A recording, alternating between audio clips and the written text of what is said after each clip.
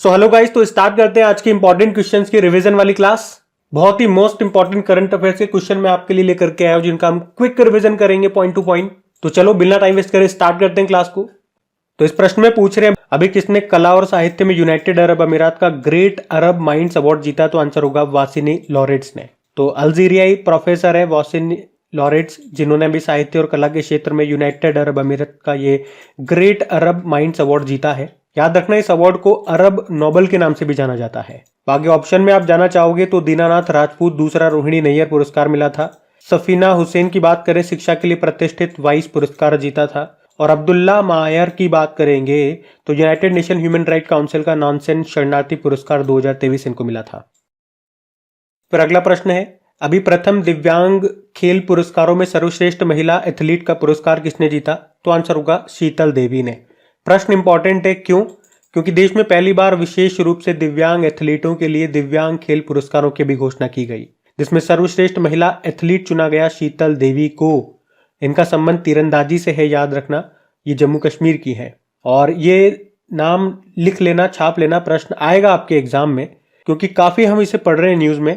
अभी जैसे 2023 का अर्जुन पुरस्कार के लिए इनको चुना गया, यहां प्रश्न आ सकता है। अभी सर्वश्रेष्ठ युवा एथलीट 2023 के रूप में इनको चुना गया था, तब भी आपने पढ़ा था, तो इंपॉर्टेंट नाम है ये।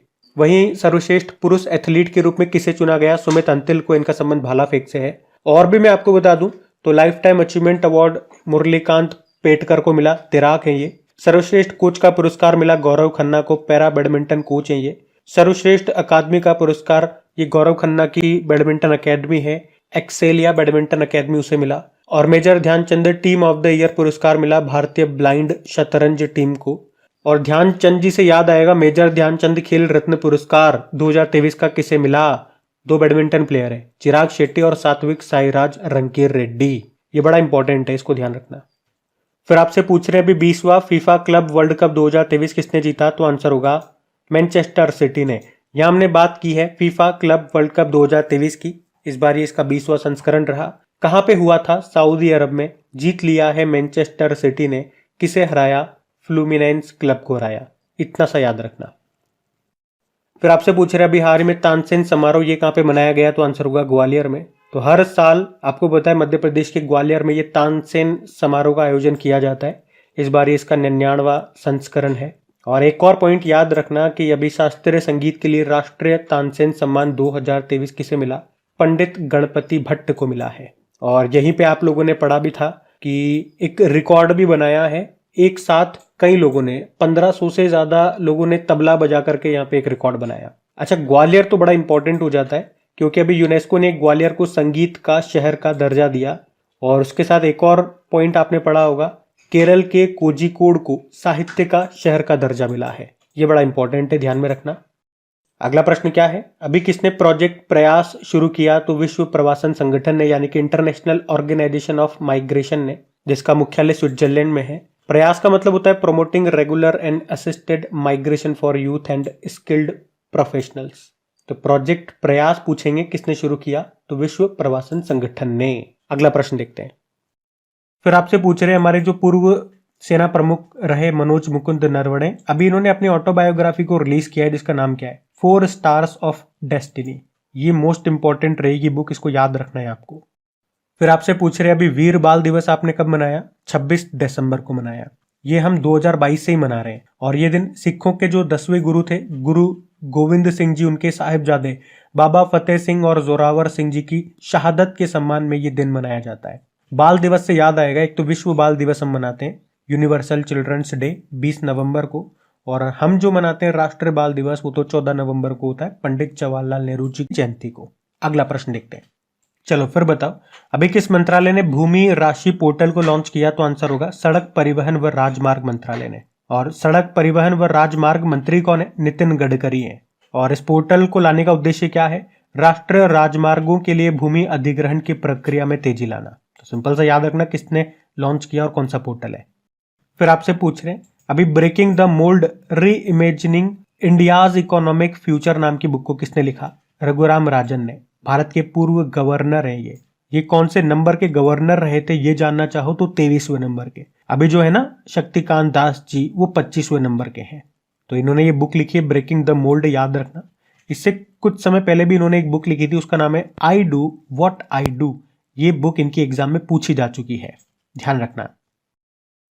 फिर अगला प्रश्न पूछ रहे हैं अभी फोर्ब्स की, world's highest paid female athlete 2023 की सूची में पहले स्थान पर कौन है? तो ईगा स्विटेक है। मतलब सबसे ज्यादा कमाई करने वाली महिला एथलीट की ये सूची आई है और इसमें सबसे ऊपर कौन है? टॉप पर है ईगा स्विटेक। अब ईगा स्विटेक से दो प्रश्न बनेंगे, इनका संबंध किस खेल से और ये किस देश की रहने वाली है? तो आप जानते हो ये टेनिस प्लेयर है, ये पोलैंड की रहने वाली है। आपको याद होगा अभी 2023 का जो 4 ग्रैंड स्लैम होते हैं उसमें से एक इन्होंने जीता था, फ्रेंच ओपन का वुमेन सिंगल टाइटल। और इन्फोसिस की ये ग्लोबल एम्बेसडर बनाई गई थी, ये भी याद रखना, राफेल नडाल के साथ, जो कि खुद स्पेन से हैं। और अभी टेनिस रैंकिंग आई थी, उसमें महिलाओं के रैंकिंग में ये टॉप पे रही, तो पुरुषों में नोवाक जोकोविच टॉप पे थे, जो कि सर्बिया के टेनिस प्लेयर हैं। तो इन कारण से इनका नाम न्यूज़ में था, मैंने आपको इसलिए बताया ताकि आपको याद रहे कि इनका नाम अभी कितना न्यूज़ में है। तो जो नाम जितना ज़्यादा न्यूज़ में होगा उसकी प्रोबेबिलिटी ज़्यादा होगी कि वो एग्जाम में पूछा जाए। अच्छा, यहीं पे अगर भारतीयों की बात करें, इस लिस्ट में कौन भारतीय हैं, तो इस लिस्ट में एकमात्र भारतीय खिलाड़ी हैं, वो है पीवी सिंधु, और इस लिस्ट में वो 16वें नंबर पर है। और किसके साथ इन्होंने अपना स्थान साझा किया, यानी कि 16वें नंबर पे दो खिलाड़ी हैं। एक तो ये पीवी सिंधु जो कि हमारी बैडमिंटन प्लेयर है, और इनके साथ ही सिमोना बाइल्स जो कि अमेरिका के जिम्नास्टिक है, वो भी 16वें स्थान पर रखी गई है, तो ध्यान रखना ये। फिर आपसे पूछ रहे आईएनएस इंफाल नौसेना में शामिल कर लिया गया, इसका निर्माण किसने किया? Mazagon dock ship builders limited Mumbai ने। और याद रखना प्रोजेक्ट 15B के तहत ये 4 स्वदेशी युद्धपोत बनने थे, उनमें से ये तीसरे नंबर का है आईएनएस इंफाल, जिसका निर्माण किया Mazagon dock ship builders limited Mumbai ने। और इसमें से पहले नंबर का कौन सा था? आईएनएस विशाखापत्तनम था। ये तीसरा है आईएनएस इंफाल। अब आप कहोगे कि दूसरा वाला और चौथा वाला कौन सा होना है, तो मैं आपको चारों बता देता हूं। पहला आईएनएस विशाखापत्तनम हो गया, दूसरा आईएनएस मोरमुगांव था, तीसरा ये आईएनएस इंफाल हो गया, और चौथा होगा आईएनएस सूरत। ये ध्यान रखना। फिर बताओ, हाल ही में नासा ने आईबीएम के साथ मिलकर के एक एआई टूल लॉन्च किया है, जिसका नाम क्या है? watsonx.ai। ये क्या है? ये एक आर्टिफिशियल इंटेलिजेंस टूल है जिसे नासा और आईबीएम ने मिलकर के तैयार किया है। क्या काम करेगा ये? सिंपल सा बोलूं तो पर्यावरण से संबंधित भविष्यवाणियां करेगा ये। आईबीएम की बात करें, इंटरनेशनल बिजनेस मशीन इसको बोलते हैं, स्थापना होती है 1911 में। एक बार एग्जाम में प्रश्न पूछा गया था कि बिग ब्लू ये किसका निकनेम है?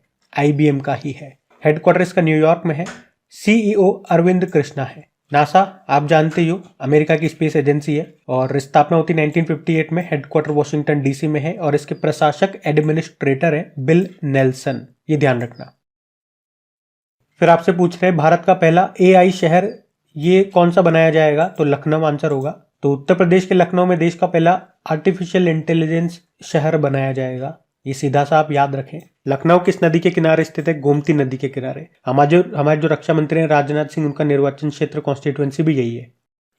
फिर अगला प्रश्न है, भारत का पहला जायरोकॉप्टर एयर सफारी कहां पे शुरू होगी? तो आंसर होगा उत्तराखंड में। जायरोकॉप्टर मतलब ये एक छोटा हेलीकॉप्टर की तरह होगा, और इसकी मदद से उत्तराखंड के ऋषिकेश में हवाई सफारी शुरू की जाएगी। उद्देश्य वही है, पर्यटन को बढ़ावा देना। उत्तराखंड की कैपिटल देहरादून होती है, मुख्यमंत्री पुष्कर सिंह धामी हो गए, और गवर्नर है गुरमीत सिंह। फिर अगला प्रश्न है, अभी 1 जनवरी 2024 को देश का पहला पोलरीमीटर मिशन एक्सपोसेट जिसको बोलते हो आप, इसे अभी किस लॉन्च व्हीकल से लॉन्च किया गया? तो PSLV C58 से। ये देश का पहला पोलरीमीटर मिशन है, एक्सपोसेट जिसे बोलते हो। इसे इसरो ने लॉन्च किया अभी कब? 1 जनवरी 2024 को। कहां से? सतीश धवन अंतरिक्ष केंद्र श्रीहरिकोटा से। और किस रॉकेट से? PSLV C58 से। और आप कह सकते हो ये भारत का तो पहला और दुनिया का दूसरा पोलरीमेट्री मिशन है। एक्सपोसेट मतलब हो गया एक्सरे पोलरीमीटर सैटेलाइट, और इसे इसरो देश के रमन रिसर्च इंस्टीट्यूट के साथ मिलकर के तैयार किया है। उद्देश्य है ब्रह्मांड के 50 सबसे चमकीले स्रोतों सोर्सेस की स्टडी करना। और ये भी पूछ सकता है कि अपने साथ कितने पेलोड लेकर के गया? तो 2, जिनके नाम है पॉलिक्स और एक्सपेक्ट। इसरो के बारे में आप जानते ही, स्थापना होती है 15 अगस्त 1969, हेडक्वार्टर बंगलुरु में है, और अध्यक्ष हैं S सोमनाथ, 10वें नंबर के हैं। ध्यान रखना ये। तो इस प्रश्न में आपसे पूछ रहे अभी हाल ही में आईसीसी का ग्लोबल क्रिकेट पार्टनर कौन बना? तो आंसर होगा कोका कोला। तो याद रखना आईसीसी का ग्लोबल पार्टनर बन गया कोका कोला। अभी तक भी यही था 2019 से लेकर 2023 तक, और अब 2023 से लेकर 2031 तक भी यही रहेगा। तो आप कह सकते हो कोका कोला ये आईसीसी के साथ सबसे लंबे समय तक जुड़ने वाला ब्रांड बन गया। फिर आपसे पूछ रहे हैं कि अभी आरबीआई ने किसे कोटक महिंद्रा बैंक का अध्यक्ष चेयरमैन बनाया, तो आंसर होगा CS राजन को। CS राजन याद रखना कोटक महिंद्रा बैंक के नए चेयरमैन है। कोटक महिंद्रा बैंक का मुख्यालय मिलेगा आपको मुंबई में और टैगलाइन होती है लेट्स मेक मनी सिंपल। और बैंक से संबंधित ही मैंने यहाँ पे ऑप्शन रखे हैं जो हालिया न्यूज में थे, जैसे कि VJ Kurien South Indian bank के चेयरमैन बने, संदीप बख्शी ICICI बैंक के MD CEO बने और देवदत्त चंद बैंक ऑफ बड़ौदा के MD CEO बने। फिर आपसे पूछ रहे अभी हाई स्पीड वंदे भारत ट्रेनों के स्लीपर संस्करण को क्या नाम दिया गया, अमृत भारत एक्सप्रेस। मोदी जी ने इसका उद्घाटन किया अभी, कहां से, उत्तर प्रदेश के अयोध्या से। तो जो high speed Vande Bharat train है उसी के स्लीपर संस्करण को अमृत भारत एक्सप्रेस कहा गया। इसकी मैक्सिमम स्पीड कितनी होगी, 130 किलोमीटर प्रति घंटा और ये पुश पुल तकनीक पर चलेगी। भगवा रंग की ये है, केसरिया रंग है इसका। और जो पहली चलाई गई वो दरभंगा और अयोध्या के बीच में चलाई गई। निर्माण किसने किया, इंटीग्रल कोच फैक्ट्री चेन्नई में हुआ। अच्छा, एक प्रश्न मैं आपसे पूछ रहा हूं कि जो पहली वंदे भारत एक्सप्रेस है ये कहां से कहां चली थी, ये आप बताओ। हम अगला प्रश्न देखेंगे। फिर अगला प्रश्न है अभी अयोध्या जंक्शन रेलवे स्टेशन का नाम बदलकर क्या किया, अयोध्या धाम स्टेशन कर दिया। और अभी अयोध्या एयरपोर्ट के बारे में भी मैं आपको बताऊंगा, जिसे इंटरनेशनल एयरपोर्ट का दर्जा मिल गया और उसका नाम बदल के क्या कर दिया। आप मुझे कमेंट करके बताओ क्या कर दिया, अभी वो प्रश्न भी हम लेंगे। और अयोध्या से याद आएगा उत्तर प्रदेश का पहला सोलर सिटी ये बनेगा अयोध्या। और उत्तर प्रदेश सरकार कहां पर मंदिर संग्रहालय बनाएगी, तो वो भी होगा अयोध्या। फिर अगला प्रश्न है किस भारतीय राज्य को देश की पेट्रो राजधानी के रूप में मान्यता दी गई, तो आंसर होगा गुजरात। गुजरात, ये आंसर याद रखना है आपको। अगला प्रश्न क्या है, उत्तर प्रदेश की पहली इंट्रा डिस्ट्रिक्ट हेलीकॉप्टर सेवा ये कहां शुरू हुई, या आगरा और मथुरा के बीच में शुरू हुई है। जो उत्तर प्रदेश के मुख्यमंत्री हैं योगी आदित्यनाथ, उन्होंने ये उत्तर प्रदेश की पहली अंतर जिला हेलीकॉप्टर सेवा को शुरू किया। किन किन जिलों के बीच में ये शुरू हुई ये याद रखना, आगरा के बटेश्वर और मथुरा के गोवर्धन के बीच में, जिनके बीच की दूरी है 65 किलोमीटर। अगला प्रश्न देखते हैं।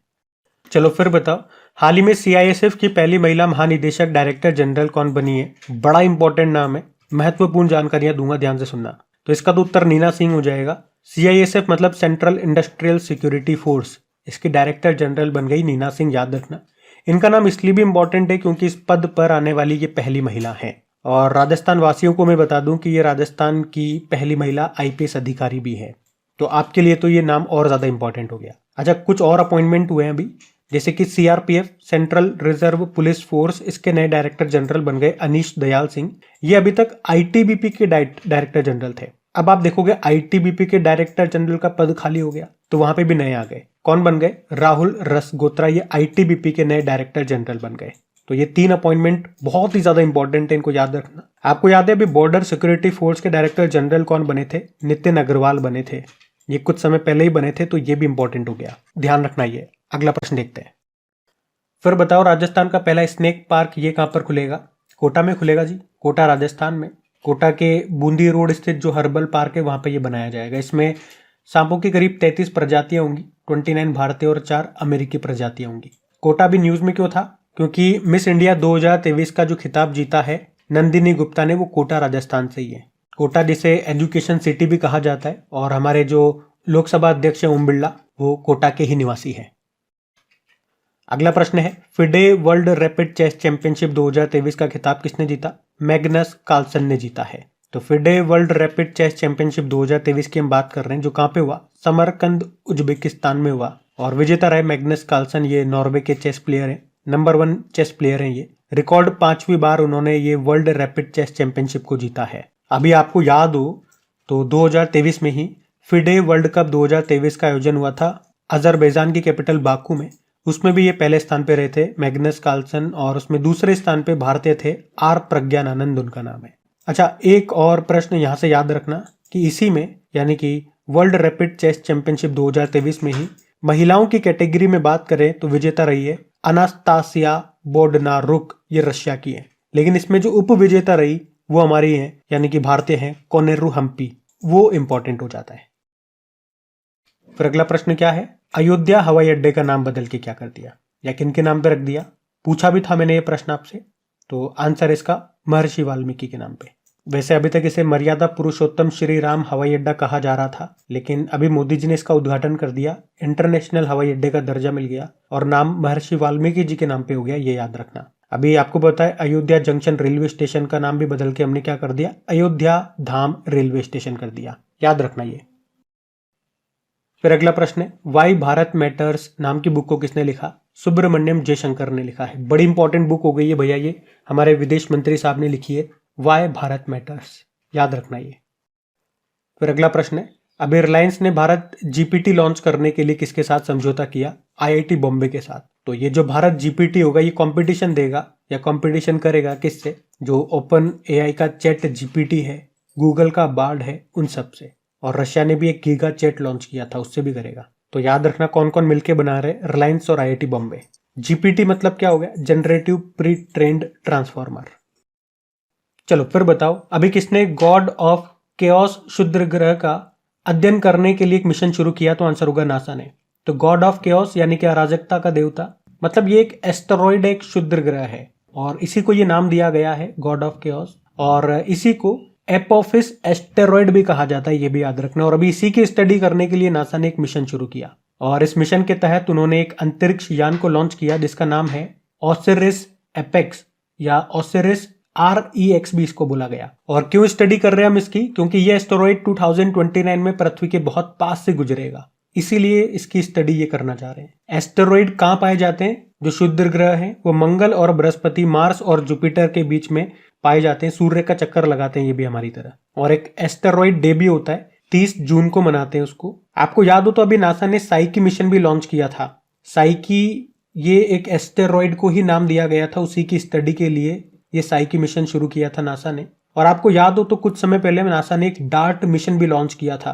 पृथ्वी की तरफ एक एस्टेरॉइड आ रहा था, तो उसे रोकने के लिए आप कह सकते हो नासा ने ये डार्ट मिशन शुरू किया था। ये न्यूज में थे इसी से संबंधित, तो मैंने आपको रिकॉल करवा दिए। अगला प्रश्न क्या है कि भारत ने किस देश को पहली बार कच्चा तेल खरीदने के लिए रुपये में भुगतान किया? तो याद रखना यूनाइटेड अरब अमीरात इसका आंसर होगा। और यूनाइटेड अरब अमीरात न्यूज में बहुत है अभी। सबसे इंपॉर्टेंट तो यही पॉइंट है कि अभी कोप 28 का आयोजन यहीं पे हुआ था। अब आपके लिए एक प्रश्न बन जाएगा, 2024 में कोप 29 का आयोजन ये कहां पे होना है बताइए। और अगला प्रश्न कि हुंडई मोटर इंडिया की ब्रांड एम्बेसडर कौन बन गई? तो आंसर आ गया दीपिका पादुकोण बन गई। अभी बिस्लेरी की भी ये बनी थी। फिर आपसे पूछ रहे हैं अभी किस देश ने ब्रिक्स संगठन में जुड़ने से मना कर दिया? तो आंसर होगा अर्जेंटीना। आपको याद है भी अर्जेंटीना में नए प्रेसिडेंट बने थे, जेवियर मेली उनका नाम है। ये प्रश्न एग्जाम में आया था अभी, एक तो यही पॉइंट मैं आपको बता दूं। और एक्चुअली में पिछले साल आपने पढ़ा होगा कि ब्रिक्स में 6 नए देश जुड़ने वाले हैं। 6 कौन से हैं वो? अर्जेंटीना, इजिप्ट, यूनाइटेड अरब अमीरात, सऊदी अरब, ईरान और इथोपिया। कब जुड़ने वाले थे? 1 जनवरी 2024 को। लेकिन उससे पहले अर्जेंटीना में नए ये आ गए, कौन? प्रेसिडेंट आ गए जेवियर मेली, और उन्होंने कहा कि भैया हम नहीं जुड़ेंगे। जुड़ने का फैसला पुरानी वाली सरकार ने किया था, अब यहाँ पे नई सरकार बन चुकी है और हम फैसला लेते हैं कि हम नहीं जुड़ेंगे। तो फिर ब्रिक्स देशों ने भी कह दिया नहीं जुड़ना तो मत जुड़ो, भाड़ में जाओ, बाकी जो 5 बचे हुए हैं वो आ जाओ। तो अब 5 बन चुके हैं, अर्जेंटीना नहीं बना है, ये आपको याद रखने हैं। 6 के नाम मैंने आपको बता दिए। और आपको याद होगा अभी 2023 में 15वीं जो ब्रिक्स की समिट हुई थी वो कहाँ पे हुई थी? साउथ अफ्रीका में हुई थी। और वैसे 2024 में नियम के अनुसार तो ब्राजील में होनी थी, लेकिन ब्राजील में नहीं हो रही। क्यों नहीं हो रही वो भी मैंने आपको बताया, क्योंकि ब्राजील इस बार G20 की अध्यक्षता कर रहा है, इसीलिए नहीं हो रही है। तो अब 2024 में ब्रिक्स की अध्यक्षता कौन कर रहा है? रशिया कर रहा है। अर्जेंटीना के भी स्टैटिक देख लो, न्यूज में कैपिटल ब्यूनस आयर्स होती है, करेंसी है अर्जेंटीनी पीसो। प्रेसिडेंट मैंने आपको बता दिया नए बन गए, जेवियर मेली नाम है। तो ये थी आज की आपकी रिवीजन वाली क्लास। उम्मीद करूंगा हमेशा की तरह पसंद आई होगी। अच्छा, मैं जानना चाहूंगा कि हमारी इस वाली क्लास में कोई नए स्टूडेंट है क्या?